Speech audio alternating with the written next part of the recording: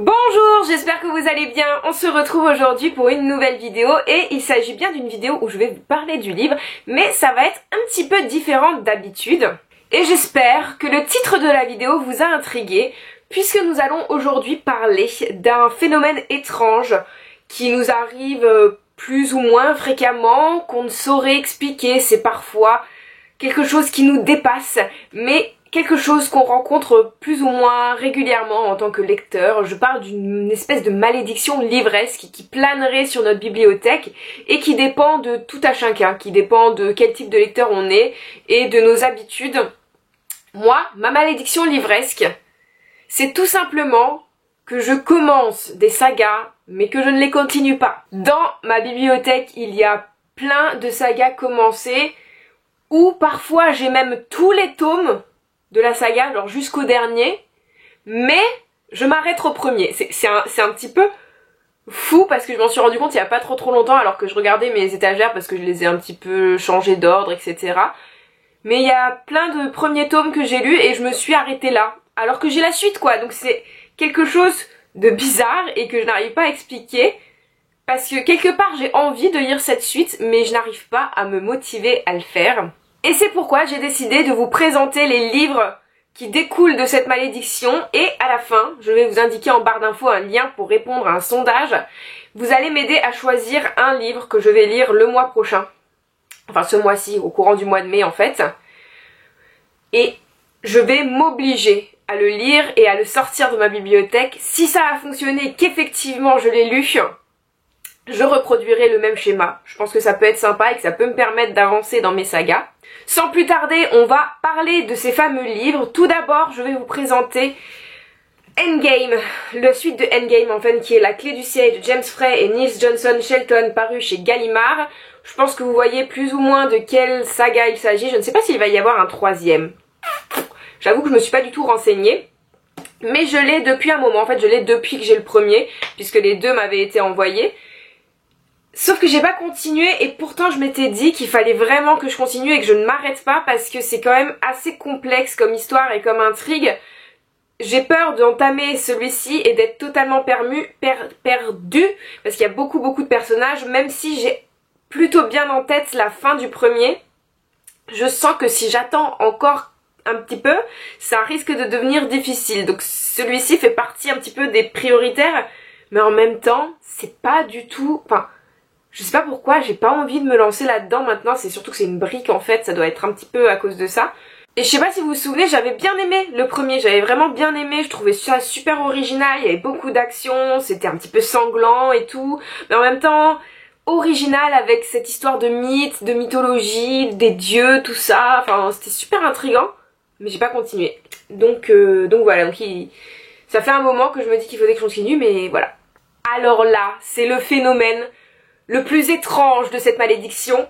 J'ai dans ma bibliothèque les 3 tomes de Caleb. Je vous présente ici le deuxième, donc de Mira El-Roundir, Le mâle dans la peau, mâle écrit comme mâle, le contraire de femelle, paru chez la collection R donc. Et c'est vrai, j'avais vraiment, mais vraiment adoré le premier tome.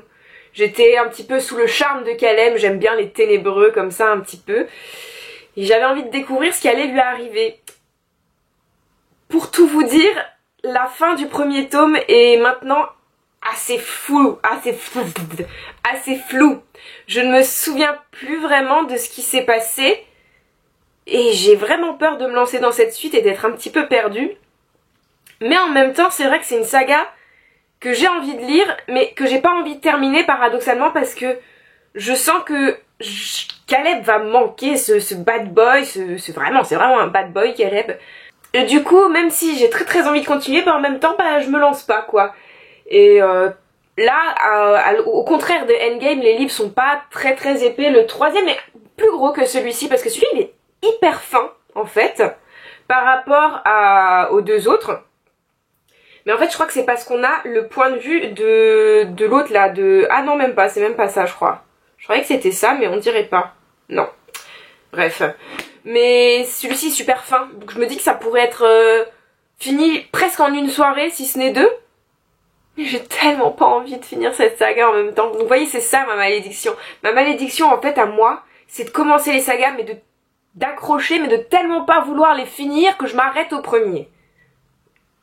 Alors là, nous avons bien évidemment un des plus grands mystères de cette malédiction. Il s'agit de La Terre brûlée de James Dashner, l'épreuve, le livre 2, paru chez Pocket Jeunesse. J'ai lu le premier tome peu après l'apparition du premier film. Je pensais très sincèrement que j'allais continuer la saga et réussir à la lire en entier avant que le deuxième film sorte. Résultat, le deuxième film est sorti, je n'ai pas continué du tout. Pourtant, c'est vrai que j'avais bien accroché avec le premier. James Dashner a une manière d'écrire et de construire son histoire qui fait qu'on est assez vite happé et qu'on ne s'ennuie pas. En fait, il y a pas trop, on s'étale pas trop longtemps sur les sentiments, même si parfois, j'avoue que ça me manquait parce que ça faisait que les personnages étaient pas si profonds que ça. Enfin, moi, je trouvais. Mais ça en faisait un bon livre de ce point de vue-là et c'était très divertissant finalement comme lecture. Mais je n'ai pas continué. Donc maintenant j'ai vu le film. Je sais que entre ça fait assez débat parce que les films Labyrinthe sont hyper différents des livres. Je l'avais constaté moi-même en ayant lu le premier livre après avoir vu le premier film.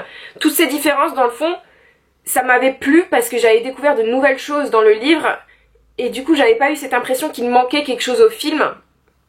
Mais en même temps, les changements qu'ils ont fait, moi je pense que c'est une bonne chose parce que ça montre qu'ils ont plus ou moins bien fait leur travail d'adaptation. On ne peut pas mettre tout ce qu'il y a un livre dans un film et je trouve que le travail d'adaptation de Labyrinthe est extrêmement bien fait. Ils sont géniaux ces films, j'adore. Moi je suis fan. Et du coup j'ai pas du tout continué la saga, les livres. Voilà, pourtant j'aime beaucoup, je suis complètement dingue d'un des personnages, Minho, si vous ne le saviez pas. Pour la bonne et simple raison que, je sais pas, il est un peu badass comme ça, je sais pas, il me plaît beaucoup et j'aime beaucoup la relation qu'il a avec Thomas. J'aime beaucoup globalement le trio Thomas, Minho et Newt, mais je n'ai pas continué. On termine maintenant par quelque chose de totalement inexplicable puisque j'ai dans ma bibliothèque le tome 2 des Outrepasseurs, La Reine des Neiges, donc de Cindy Van Wilder, publié chez Gulfstream Éditions.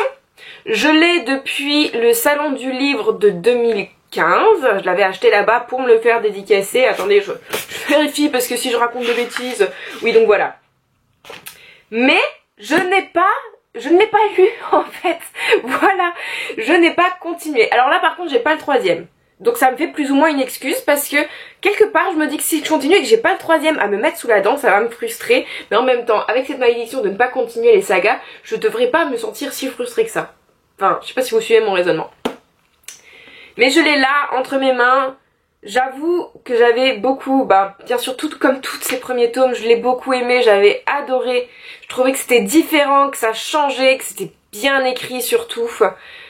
Et très mystérieux en fait, puisque même si on comprend certaines choses, il y en a d'autres qui nous échappent totalement. C'est un premier tome qui est très riche. Par exemple, on ne peut absolument pas commencer la saga sans avoir lu le premier, c'est totalement déconseillé, je pense qu'on ne s'en sortirait pas. C'est que c'est bien un bon premier tome qui pose bien des bases et qui nous donne des clés pour la suite. Et voilà, je n'ai pas continué. J'ai ces clés, mais visiblement j'ai pas trop envie de les utiliser. Je sais pas pourquoi, parce que honnêtement tout le monde en parle, tout le monde a adoré. En même temps tout le monde aime Cindy Van Wilder qui est une femme absolument adorable, très pétillante. Et je sais pas, ça va très bien avec son style d'écriture qui est vraiment frais quelque part. Et je sais pas, moi je suis à la traîne comme d'habitude, je suis tout le temps à la traîne de toute façon. Et voilà. Encore une fois, je vous propose d'admirer le travail de la maison d'édition. Les Outrepasseurs, c'est juste magnifique. Je vous fais un petit peu pivoter pour que vous voyez. Je crois que là vous voyez, désolé si je regarde dans le retour écran. Mais il est juste fantastique, magnifique, les couleurs et tout. Et moi j'adore ce principe là. Vous voyez, on peut détacher la jaquette, enfin détacher la jaquette, déplier la jaquette, la couverture. Donc Mystère et Boule de Gomme, j'ai commencé plusieurs sagas, je ne les continue pas alors même que j'ai la suite. Je vous propose de choisir pour moi un livre que je vais m'obliger à lire ce mois-ci. Vous avez donc le choix entre Endgame, La Clé du Ciel, donc de James Frey et Neil Johnson Sheldon, On a Caleb, le tome 2 de Mira El-Roundir, La Terre Brûlée de James Dashner et le tome 2 des Outrepasseurs, La Reine des Neiges de Cindy Van Wilder. Je vous mettrai en barre d'infos le lien avec le sondage pour que vous puissiez choisir et je vous dis à bientôt pour la prochaine vidéo. Bye bye!